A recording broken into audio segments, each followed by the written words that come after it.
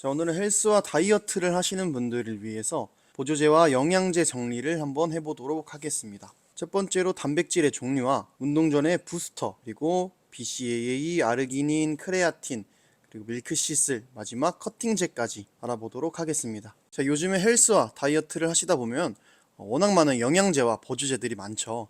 그런데 이제 이게 광고인지 진짜 효과가 있는 건지, 뭔가 가짜 같지만 한번 효과를 보고 싶어서 사보기도 해보고, 그래서 사용을 해보면 효과가 있는 건지 없는 건지 잘 모르는 경우도 많으셨을 거예요. 이게 왜냐면 워낙 정보가 좀 혼탁한 분야라서 누구는 맞다 누구는 틀리다 그런 정보들이 좀 많아서 그렇습니다. 자, 이런 부분들을 최신 연구들의 과학적 근거를 중심으로 보충제와 커팅제까지 한번 쭉 다뤄볼 예정이니까 끝까지 영상 시청해 주시면 감사하겠습니다. 자, 그럼 첫 번째로 우리가 가장 많이 먹고 있는 단백질 보충제에 대해서 설명을 드릴 텐데요. 우선 단백질 보충제의 종류, 요거를 아셔야 되는데 이건 크게 세 가지가 있어요.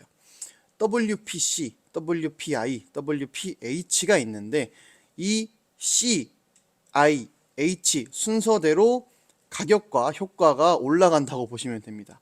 왜 그러냐면 WPC를 먼저 알아보셔야 되는데 이거는 농축 유청 단백질이에요. WPC는 소화가 상대적으로 느리고 유당이 있기 때문에 유당 불내증을 조심해야 됩니다. 자, 유당 불내증이란 뭐냐면 유당, 즉 젖당에 대한 분해 효소가 나오지가 않아서 소화를 쉽게 못하는 현상이에요. 그래서 이런 분들은 원래대로라면 락테이스라는 분해 효소를 섭취한다든지 락토프리 유당이 없는 제품을 드셔야 되지만 이 WPC는 유당이 있어요. 그렇기 때문에 WPC는 피해 주시는 게 좋습니다. 그 다음 WPI, 얘는 이제 분리유청 단백질이라고 하는 거예요. 유당을 분리했어요. 네, 유당이 없기 때문에 흡수가 상대적으로 빠르죠. 그리고 그 말은 즉 공정 과정을 한 단계 거쳤기 때문에 WPC보다는 단가가 높습니다. 그 다음이 WPH예요. WPH는 가수 분해 유청 단백질이에요. 공정 과정을 한 번 더 거친 거예요. 그러니까 단가가 높지만 반대로 흡수 속도가 가장 빠르죠. 분리를 많이 해놨기 때문에 흡수 속도가 가장 빠른 겁니다. 자, 그럼 이제 WPC, WPI, WPH에 대한 단백질 종류가 이해가 되셨죠? 그래서 우리가 단백질 보충제를 큰 통에서 사서 드시는 분들도 있지만 편의점에서도 그냥 사서 드시는 분들이 있어요. 여기서도 WPC, I, H 요걸 잘 보고 본인에 맞게 드시는 거를 추천을 드립니다. 그리고 단백질 보충제에 대해서 가장 기본적인 상식이지만 많이 오해하고 계신 사실들이 단백질 보충제를 먹으면 근육이 커진다. 요거는 잘못된 사실입니다. 근육이 커지는 게 아니라 내가 필요한 단백질을 조금 더 보충을 해주는 거예요. 자, 벌크업을 하시는 분들이 보통 내 체중 곱하기 2.0 이상의 단백질 그램수를 챙겨 드시는데 우리가 평상시에 먹는 단백질들에서 더 채우기 어려울 때 먹는 게 단백질 쉐이크입니다. 만약에 단백질 쉐이크 아니더라도 다른 계란이랑 닭가슴살을 많이 드신다 그러면 안 드셔도 되는 거예요. 그래서 하루에 모자란 단백질을 보충해 주는 거지 이 단백질 보충제라는 걸 먹고 근육이 커진다? 요거는 잘못된 상식입니다. 그 다음은 운동 전에 우리가 먹는 부스터라는 거예요. 부스터는 보통 4가지 성분이 주 성분이에요. 첫 번째 카페인, 두 번째 베타 알라닌, 세 번째 L-시트룰린, 그리고 네 번째가 크레아틴입니다. 자, 첫 번째부터 설명을 드리자면 카페인은 중추신경계를 자극해서 피로감을 늦추고 운동 강도를 높이는 거예요. 얘는 고강도 운동 시에 내 통증의 역치를 높입니다. 조금 더 해도 안 힘든 거예요. 별로 좀 근육이 안 아픈 거예요. 그래서 좀 더 하게 되고 더 하게 되는 거죠. 두 번째는 베타 알라닌이라는 건데 얘는 이제 근육 내 산송도를 조절하는 카르노신 농도를 조절합니다. 근육의 피로를 늦추는 거예요. 얘도 그래서 더 강도 높은 운동을 내 몸이 가능하게 만드는 거죠. 얘는 부작용으로 가끔은 따끔거리는 현상이 나타나는데 얘를 파레스테시아라는 현상이라고 해요. 근데 얘는 신경 말단 자극에 의한 자연스러운 현상이어서 내 몸에 해롭지는 않습니다. 가려움증이 조금은 생길 수 있어요. 하지만 단기간에 없어지니까 큰 걱정을 안 하셔도 됩니다. 그리고 L-시트룰린, 얘는 간단하게 말하면 혈관을 확장시켜주는 거예요. 혈관이 확장되면 근육으로 가는 혈류가 증가하죠. 그럼 그 근육에 산소와 영양소 공급이 원활해지는 거죠. 그럼 당연히 내 운동에 있어서 퍼포먼스가 증가할 수가 있게 되겠죠. 자, 그리고 네 번째는 크레아틴이에요. 크레아틴은 이 다음에 더 자세하게 설명할 거긴 하지만 운동 시 지속력을 증가시켜주고 근육 내에 에너지를 좀 많이 저장시켜줍니다. 그래서 운동 수행 능력을 최대로 끌어낼 수가 있는 거죠. 자, 그 다음에 그럼 이제 크레아틴에 대해 좀 본격적으로 알아보도록 할게요. 크레아틴이란 거는 우리 몸의 에너지 대사 과정, 즉 우리가 에너지를 쓰일 때 ATP라는 게 있는데 이게 트리플이라고 보시면 돼요. ATP 트리플 사용 후에 하나가 사용되니까 ADP 더블이 되죠. 더블로 나오는데 이거를 한 번 더 재합성하게 만들어주는 거예요. 다 에너지를 썼어요. 에너지를 쓰고 나온 부산물을 상대로 한 번 더 써라고 더 보내주는 거예요. 그러면 내 몸의 에너지를 조금 더 많이 저장하고 조금 더 많이 쓸 수 있겠죠. 그래서 우리가 아까 봤던 부스터에도 많이 들어가는 거고. 그리고 크레아틴의 또 다른 성분은 특성상 수분을 끌어들입니다. 자, 근육에도 수분이 있죠. 그래서 수분을 끌어들여서 근육이 커져 보이는 것도 있고요. 그리고 그렇게 되면 어떻게 될까요? 체중이 증가하겠죠. 왜냐? 수분량이 증가해서 체중이 증가하는 거예요. 크레아틴은 신장과 간이 안 좋으신 분들은 조금 피해 주셔야 되고요. 과량 복용 시 설사를 좀 할 수 있습니다. 자, 얘는 복용법이 좀 여러 가지 방법들이 많지만 원래는 하루에 한 3g에서 5g 정도 드시는 걸 추천해요. 그런데 조금 더 전문적으로 크레아틴을 복용하신 분들은 이 로딩 기간이라는 걸 거치는데 하루에 5g씩 4번을 나눠서 일주 동안 좀 많이 먹는 거야. 그래서 최대 적재량을 좀 많이 채워두고 이후에 하루에 3에서 5g을 드신다면 한 달 후에는 근육 내에 최대 크레아틴이 저장될 수 있습니다. 그 다음은 BCAA에 대해 설명해 드릴게요. BCAA는 우선 근육 합성을 촉진하는 분자사슬 아미노산이에요. 자, 발린, 류신, 이소류신 이렇게 조합을 하고 있는데 이거는 어려우니까 뭐 외우실 필요 없어요. 얘는 곧바로 근육으로 이동해서 근육 합성이 가능하게 만들어요. 대사, 면역 기능까지도 도움을 주지만 그래서 이제 헬스가 유행하는 초창기에는 BCAA를 무조건 막 사람들이 먹었어요. 근데 그러다가 어떤 연구 논문들이 막 나오면서 BCAA는 효과가 없다 이런 게 나오기 시작했죠.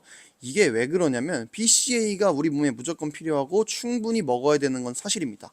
하지만 영양제로 따로 드시지 않아도 된다는 이유는 평상시에 우리가 뭐 닭가슴살이나 고기라던가 이런 걸 먹을 때 BCAA를 충분히 드시는 분들이 많아요. 그러면 어떻게 될까요? 그러면 그렇게 단백질을 충분히 드신다면 BCAA를 추가로 섭취하지 않아도 된다는 거죠. 닭가슴살이나 다른 단백질들을 많이 드시고 계신 분들이 BCAA를 따로 먹는다? 얘는 내가 하루에 흡수할 수 있는 이 양을 초과해서 먹은 거기 때문에 효과가 없는 게 당연할 거예요. 그래서 얘는 과다 섭취 시에는 좀 간 기능에도 무리가 갈 수 있어서 평상시에 단백질을 많이 섭취 중이시라면 BCAA는 안 드셔도 된다는 거. 자, 그 다음은 아르기닌입니다. 아르기닌 정말 많이 먹죠. 아르기닌은 단백질 구성 아미노산 중에 하나인데 요거는 가장 큰 역할이 독성 물질을 중화시켜줘요. 염증 감소 효과가 있는 거죠. 그래서 이 독성은 뭐냐? 단백질 대사 과정에서 생기는 암모니아를 좀 빠르게 처리해 줍니다. 그 다음은 혈류 이완까지도 도와주는데요. 혈류가 증가되면 당연히 체력 증가를 포함한 다양한 이점이 있겠죠. 그런데 얘도 이제 많은 논문들이 나오면서 어떤 말들이 나오냐면 흡수력이 너무 떨어진다는 말들이 나오고 있어요. 그러니까 몸에 좋은 건 마찬가지지만 얘도 다른 음식들을 먹는 거에 비해서 이것만 따로 먹었을 때 흡수율이 너무 떨어진다는 거. 그리고 부작용으로는 뭐 설사나 헤르페스 바이러스, 천식이 있을 수 있어요. 그래서 제가 권장하는 건 운동을 좀 고강도로 많이 하시는 분들에게는 효과가 있으니까 근력 운동은 30분 전에 1000에서 3000mg을 드시는 것을 권장을 드리고요. 나는 근력 운동을 그렇게 고강도로 하지 않습니다. 다이어트 위주로, 커팅 위주로 하고 있어요. 하면 아르기닌은 굳이 추천드리지 않습니다. 자, 그 다음은 이제 밀크시슬인데요. 우리가 뭐 단백질을 너무 많이 먹으면 간에 부담이 간다, 간수치 올라간다 이렇게 하잖아요. 왜냐면 단백질 분해라던가 실제로 간에서 하는 기능들이 정말 많아서 그런데 그러면 내가 간 보호를 위해서 다른 영양제를 먹어야지 하고 간에 좋은 영양제를 드시는데 대표적으로 어떤 게 있죠? 그게 밀크시슬이 있죠. 그리고 또 우리가 간 하면 뭐죠? 우르사가 있죠. 우르사도 간 건강이고 밀크시슬도 간 건강이에요. 그런데 뭐가 다르냐면 자, 우리는 보호막이 있는 거랑 회복을 하는 거랑은 다르죠. 자, 보호라는 거는 다른 데미지가 들어왔을 때 얘를 지켜주는 보호막이고 회복이라는 건 이미 다친 것들을 회복시켜주는 거잖아요. 그래서 이 밀크시슬과 우르사도 보호와 회복 기능으로 좀 나뉘어요. 우선 보호를 해주는 거는 밀크시슬이에요. 좀 보호막을 쳐주는 거죠. 그리고 회복을 시켜주는 거는 우르사인데 사실은 이 우르사에서도 더 봐야 될 성분은 UDCA라는 거예요. UDCA는 원래는 간 기능에 이상이 있는 사람들이 내원 후에 처방을 받고 간 회복을 도와주는 건데 얘는 우리가 우르사를 먹는다면 처방전보다 많이 들어가 있지는 않지만 시중에서 우리가 사서 먹을 수가 있어요. 그러면 이제 간 건강에 대한 영양제는 밀크시슬과 우르사, UDCA 이렇게 있다는 건 이해가 되셨죠. 그리고 내 몸 상태에 따라서 어떤 걸 먹어야 되는지 보호와 회복 기능이 어떻게 다른지도 이해가 되셨을 거예요. 자, 그리고 마지막으로 커팅제입니다. 다이어트 하시는 분들이 가장 많이 궁금해하시고 효과 있냐고 물어보시고 광고에 이거 속는 거냐 아닌 거냐 물어보시는 게 커팅제죠. 자, 커팅제 영양성분들을 많이 봐야 되는데 일단 첫 번째로 카테킨입니다. 녹차에 들어가는 카테킨이죠. 얘는 이제 폴리페놀의 일종으로 천연 항산화제예요. 그래서 체지방 분해 효과와 항산화 효과가 있고, 그 다음에 L카르티닌이죠. 아미노산의 일종인데 지방에 붙어서 지방을 미토콘드리아로 들여보내는 역할을 해요. 그래서 빨리 분해를 시켜버리죠. 자, 이렇게 뭐 카테킨, L카르티닌 이런 종류도 있고, 탄수화물을 많이 먹었을 때 지방으로 합성되는 걸 방해해주는 뭐 그런 성분들이 있다, 이렇게 해서 많은 제품들이 나오고 있는데, 우선 분명한 건 효과는 있을 거예요. 효과는 있지만 하루에 많아봤자 50에서 150 칼로리 정도밖에 방어해주지 못해요. 그 말은 많아야 밥 한두 숟갈을 보호해준다는 건데, 내가 운동도 안 하고 그냥 먹을 거 다 먹는 다음에 이 체지방 커팅제 먹는다? 그럼 체지방 커팅 효과가 현저히 떨어지겠죠. 그래서 식단이나 운동이 무너진 상태에서 커팅제를 드시는 거는 조금 무용지물이에요. 그리고 여러 성분이 섞인 스택 제품들은 간 수치를 좀 급격하게 높일 수 있어요. 그래서 제가 추천하는 건, 드신다면 첫 번째 말씀드린 카테킨 성분과 L카르티닌 성분이 드시는 거를 추천을 드리고요. 그리고 가격이 부담되신다면 저는 안 드시는 것도 괜찮다고 봅니다.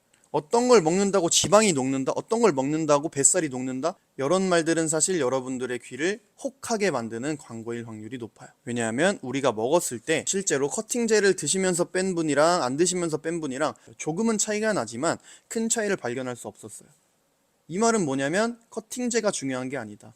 얼마나 이 사람이 어떤 운동을 하고 어떻게 식사를 하는지가 중요하기 때문에 굳이 비싼 돈 내고 조그만 미미한 효과를 보는 것보다 식단이나 운동을 개선해서 체지방을 줄이는 걸 훨씬 추천드립니다.